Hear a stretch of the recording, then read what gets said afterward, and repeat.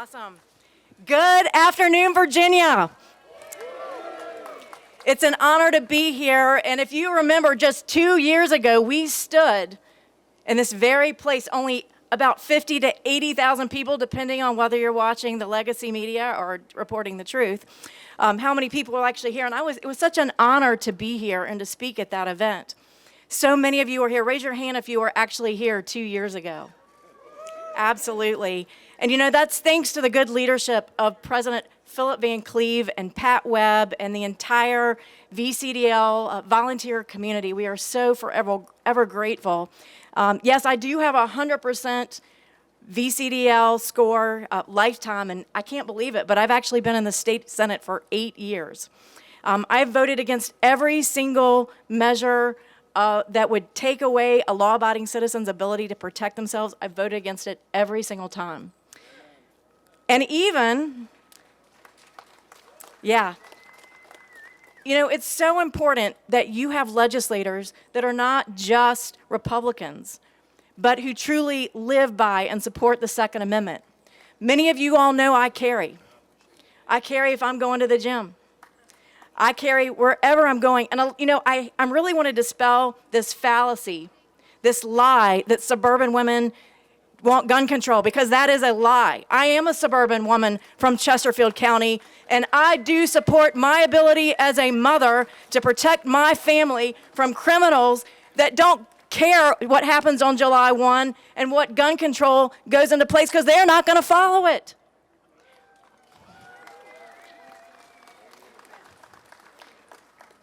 I'm all against gun violence.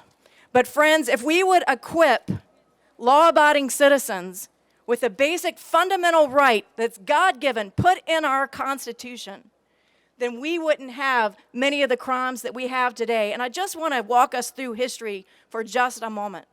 If you remember, in 2020, in January, is the very first election in which the Democrat trifecta controlled the state of Virginia. And what was the first thing they went after? They went after our gun rights. And then after they went after our gun rights and restricted and implemented, by the way, the localities, giving them the ability to create gun-free zones, which I'm introducing legislation again this year to repeal it.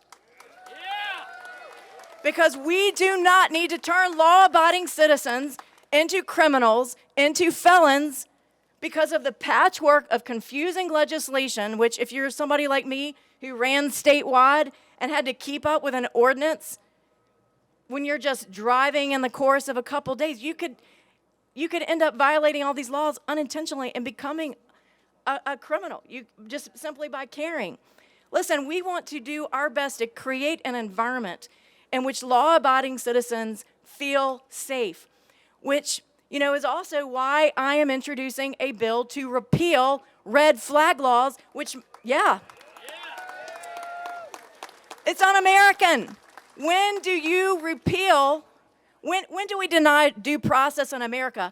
You know, I don't think it's right for a government agency to take away my ability to protect myself, and I haven't even been seen by a magistrate or a judge. We see this in other countries, but not America. Well, guess what? I have a Republican running against me that actually, thanks to his support of red flag laws, passed red flag laws here in Virginia.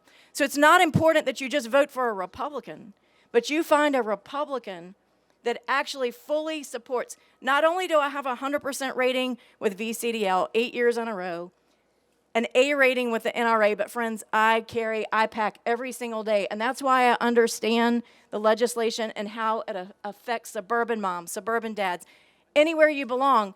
You know, go back to my story here when I told you the first thing they did is they came after our Second Amendment rights. Who's the second group of people they came after? Our law enforcement. They wanted law enforcement to quit.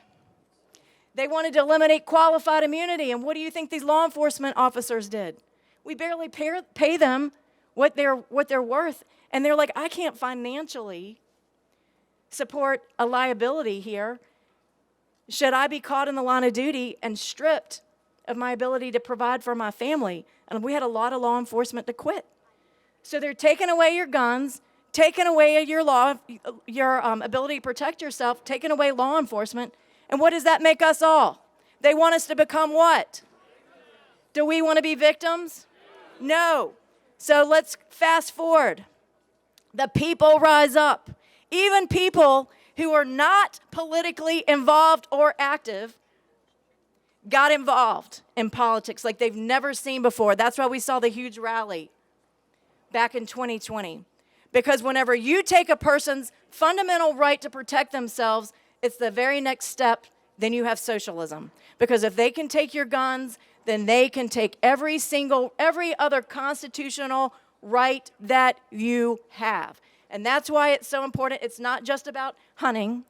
It's not just about an exercise. This is about protecting your most basic, fundamental, constitutionally protected right against terrorists, not only just foreign, but domestic.